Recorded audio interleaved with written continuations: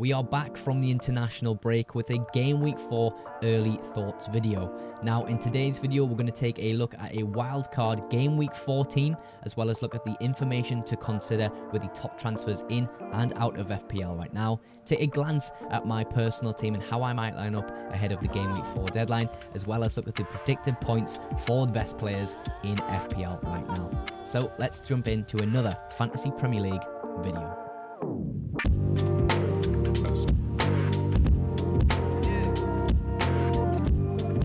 I'm super happy to be back after the international break, making videos for you guys at home. Of course, the sub goal is 500 subs for the end of the season, so if you aren't subscribed just yet, please do consider it for weekly FPL content. But let's take a look at my personal FPL team right now, how I'm currently lined up, and kind of my thoughts for Game Week 4 in terms of transfers.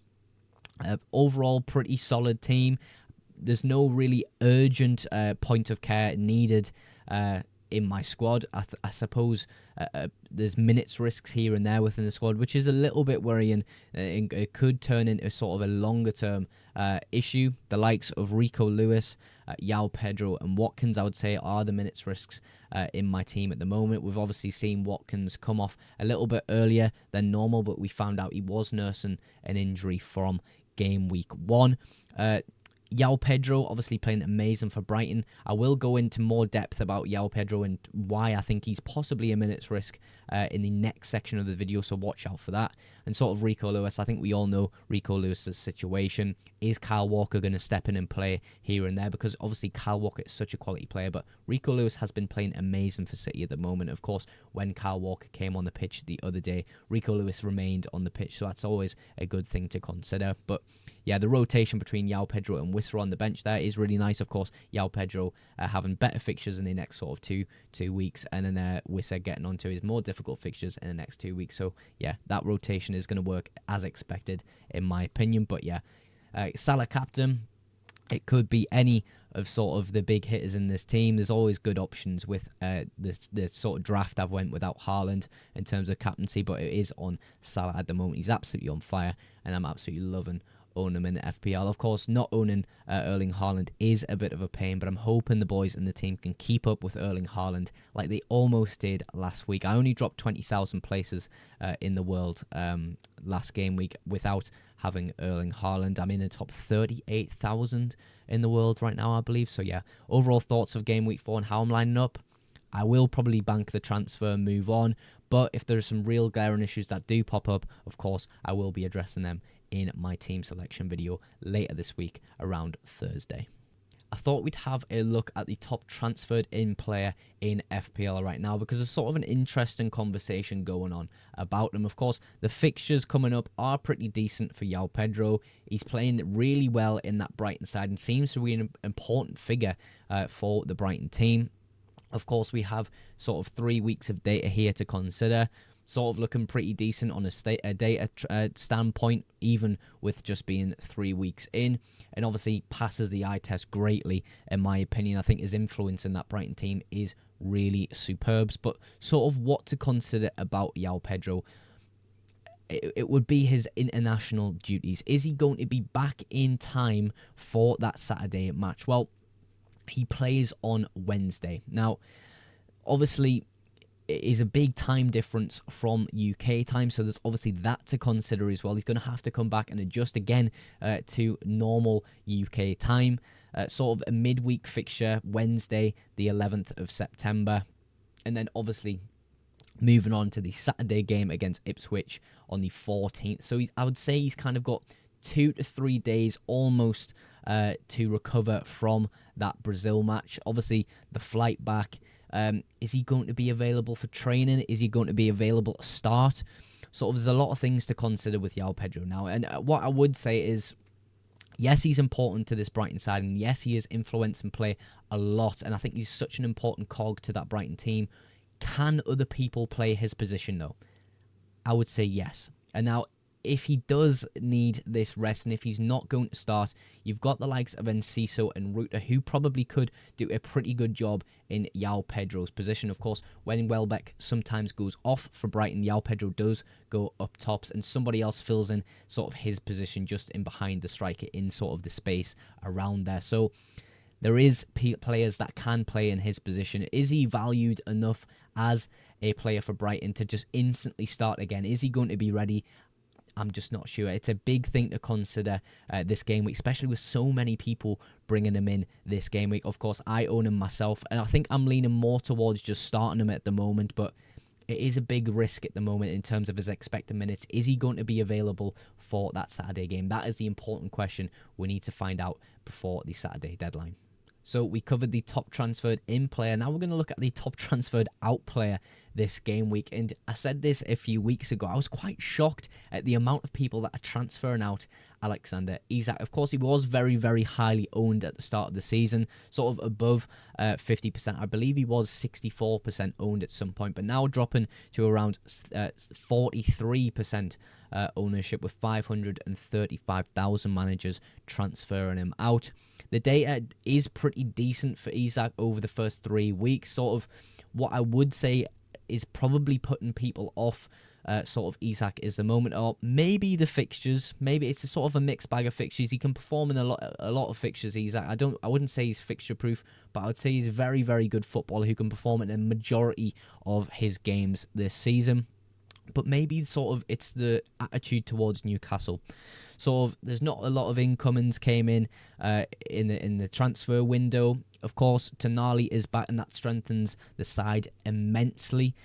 It's just whether your attitude to whether Newcastle are going to continue to underperform, or whether they can kind of pick up speed and kind of get some momentum going in their games. And sort of my standpoint on Isak is, yes, a lot of people are transferring him out, but if you are holding him and are planning to hold him for the future, I don't really mind it as a hold. I really don't. I suppose it's almost the same boat as an Ollie Watkins hold. Of course, Watkins has the minutes issue, but sort of with Isak, you've got that sort of issue with Newcastle aren't really playing amazing at the moment, not playing their best football currently. So there's kind of similarities in their positions and price points, in my opinion. I'm going to hold Watkins, and if I owned Isak, I would probably hold him as well, and just let him see how he gets on for game week 4 and 5 at least. And something funny that popped up on my Twitter feed just before is Isak had some form of interview or something with someone. Someone asked an FPL question: should people captain you against Wolves? He said, no, it's much better to hear when managers have transferred me out and then you score a brace. That's a much better feeling. So obviously an amazing quote to say in an interview there. So yeah, if you're planning to captain Isak, it seems like he's backing himself. But yeah, with Isak being transferred out so much, I understand managers' frustration almost, but for me, I would probably hold him maybe for 2 more weeks if I did own him in my personal FPL team. Now, this is the template wildcard team that Fantasy Football Hub are offering right now. They think this is the best points predicted based team for a wildcard game week 4. There are some players I would change in this team, but I would think overall the structure of this team is pretty good. I think JOAO Pedro is probably a lock in many people's wildcards. The likes of maybe a Robertson or at least a Liverpool defender are a lock. Saka, Salah, Eze, and Mbeumo's popular picks as well. Sort of what I want to speak about in this section about game week 4 wildcard is, of course, it's a really popular strategy. I wildcarded in game week 3, so I don't have too many opinions on the strategy itself. I do think it's a decent strategy sort of to change the structure of your team and kind of get the players you want in. There's obviously a big debate at the moment whether Salah and Haaland drafts are superior to just singular Salah only and Haaland only drafts. And sort of my opinion on that is, I guess we'll find out in maybe 2 or 3 weeks. I don't think we know definitively whether, this draft is better than this one. Of course, we don't know the future, but in my opinion, obviously, you are able to get a lot more sort of higher quality picks when you go out with Erling Haaland, but you're just missing Erling Haaland. That is the big thing about that strategy. I'm personally on a Salah only draft from game week 3 in my wildcard. I did have both of them at the start of the season. It went amazing, but I just feel like having higher quality assets in other positions of the pitch and not having to go with sort of risky budget options whilst having both Salah and Haaland will probably benefit me more in the long run with my personal FPL team. But I understand with people going with Salah and Haaland because it is a pretty good strategy if you do have good budget options you do like the looks of. So, look, I think sort of a wild card for what I would say in terms of advice is just plan ahead. Make your wildcard game week 4 team, put it in Fantasy Football Hub, and kind of plan ahead your team in future weeks to see if you're kind of happy with how it looks for the next few weeks at least, so you don't have to make too many changes coming up to some, sort of better fixture swings in game week 6 onwards. So, yeah, there's always that to consider, but that would be my major advice for a game week 4 wildcard. Sort of plan ahead your team and just make sure you're happy 100% with how it looks for the next few weeks at least. What you can see here is the predicted points for the next game week. Who is expected to score the most points for game week 4? And it kind of gives us a glimpse into sort of captaincy options and sort of maybe who you should be targeting to bring in and out of your FPL teams. Sort of Haaland obviously at the top there, followed closely by Mohamed Salah. And I think obviously these two are going to get the majority of the captaincy armbands this week. Of course, with decent home fixtures each, of course, Salah, Forest at home, who I will probably be captaining for game week 4. And of course, Haaland's home fixture of Brentford at home as well, a decent fixture for Erling Haaland. You can kind of look at some other options you've got there. You've got Eze predicted with 7.2 points there, a Leicester at home fixture, a great option. Maybe not so much in the sense of Palace are playing well, but Eze individually is playing pretty well at the start of the season. Saka in a derby match against Spurs, you sort of maybe looking, well, is there going to be a penalty in that game? Who's going to step up?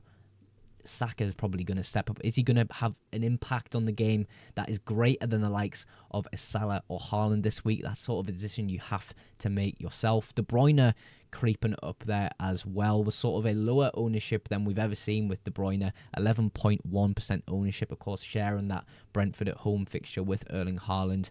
ISAK making his way up in sort of the top 1, 2, 3, top 7. He's in there in terms of predicted points, and he's the most transferred out player this game week. So I think it's an interesting thing to sort of see the predicted points this week and sort of what Fantasy Football Hub's sort of data system suggests compared to the actual reality of FPL, and a lot of, over 500,000 people transferring out ISAK this week. And sort of we go further down in some more different options, the likes of Son, Diogo Jota, but obviously these boys at the very top here are the highest predicted points for game week 4, and it's something to consider if you don't own these players. Is it time to bring them in? Is it time to captain these players?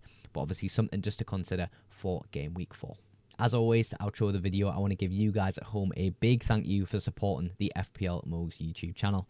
Now, if you have enjoyed today's video and you're not currently subscribed, please do consider dropping a subscribe on the channel. You're going to get weekly FPL content that hopefully gives you all the information you need to have a better experience playing FPL. But that is everything for today's video. Thank you so much for watching again, and I will catch you in the next one. Bye for now.